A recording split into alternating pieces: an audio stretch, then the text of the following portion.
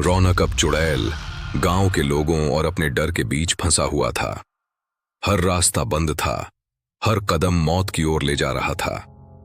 रामू काका के साथ होने के बावजूद उसे महसूस हो रहा था कि यह खेल उससे कहीं बड़ा और खतरनाक था जितना उसने सोचा था।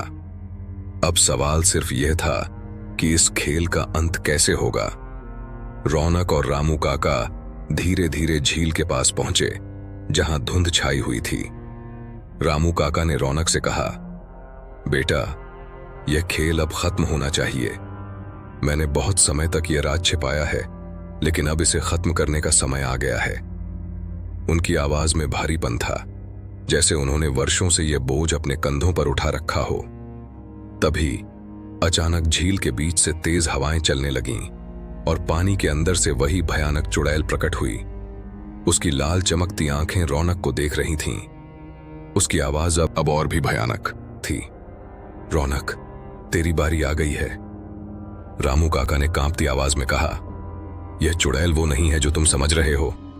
यह आत्मा सिर्फ बदला चाहती है। इसका मकसद बलि लेना नहीं है, बल्कि इसे न्याय चाहिए। इसके साथ कई साल पहले बहुत बड़ा अन्याय हुआ था, और वह दिन है आज का, वही रात जब इसका बलिदान हुआ था। रौनक ने चौंक कर रामू काका की ओर देखा।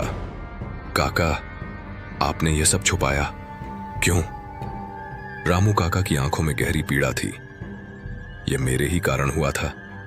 मैंने गांव के बुजुर्गों के साथ मिलकर इसे धोखा दिया। इसे जबरदस्ती बलिदान के लिए चुना गया था। अब इसे न्याय चाहिए, और वह न्याय सिर्फ तुम दे सकते हो। रौनक का दिमाग घूमने लगा। उसकी आंखों के सामने वही भयानक दृश्य था। चुड़ैल, जिसने एक दुल्हन का रूप लिया था। उसकी सड़ती हुई त्वचा, लाल आंखें और बिखरे बाल, सब कुछ उसे डराने के लिए पर्याप्त था। लेकिन अब रौनक समझ चुका था कि डर से ज्यादा खतरनाक है सच। मैं क्या कर सकता हूं काका? रौनक ने हताश होकर पूछा। रामू काका ने कहा, इसे न्याय देना होगा। इसके बलिदान की कहानी को सबके सामने लाना होगा। इसके साथ जो हुआ वह कभी भी सही नहीं था, और जब तक यह सच सामने नहीं आएगा, यह आत्मा हमेशा भटकती रहेगी। चुड़ैल धीरे धीरे रौनक की ओर बढ़ रही थी। उसकी लंबी उंगलियां अब रौनक के चेहरे को छूने वाली थीं। रौनक ने अपने डर को काबू में करते हुए कहा, तुझे न्याय मिलेगा। मैं वादा करता हूं कि तेरे साथ जो अन्याय हुआ उसे मैं सबके सामने लाऊंगा। चुड़ैल की आंखों में कुछ पल के लिए मानो शांति आ गई। उसकी लाल चमकती आंखें धीमी पड़ने लगीं। उसकी भयानक हंसी रुक गई। लेकिन तभी अचानक सब कुछ बदल गया। झील के अंदर से एक और साया निकला।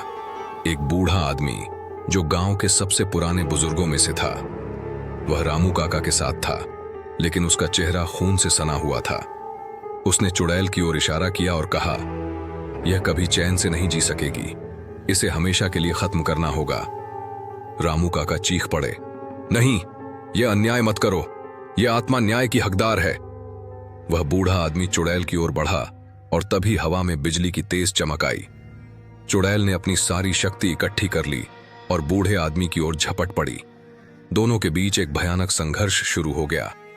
हवा में गूंजती हुई चीखें, पानी का तेज उबाल और आसमान में उठती बिजली की चमक ने पूरी झील को एक युद्ध भूमि में बदल दिया। रौनक ने देखा कि चुड़ैल अब पूरी तरह से अपनी शक्ति में थी। वह बूढ़े आदमी को अपनी घुटन में लपेट रही थी। उसकी आंखों में अब सिर्फ बदला था।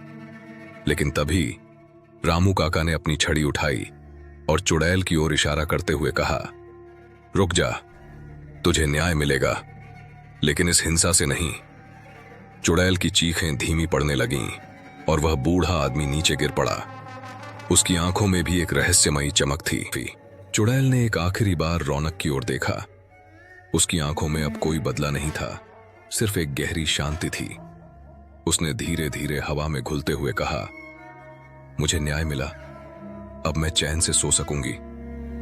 रौनक ने आंखें बंद कर लीं, और जब उसने फिर से देखा तो चुड़ैल गायब हो चुकी थी।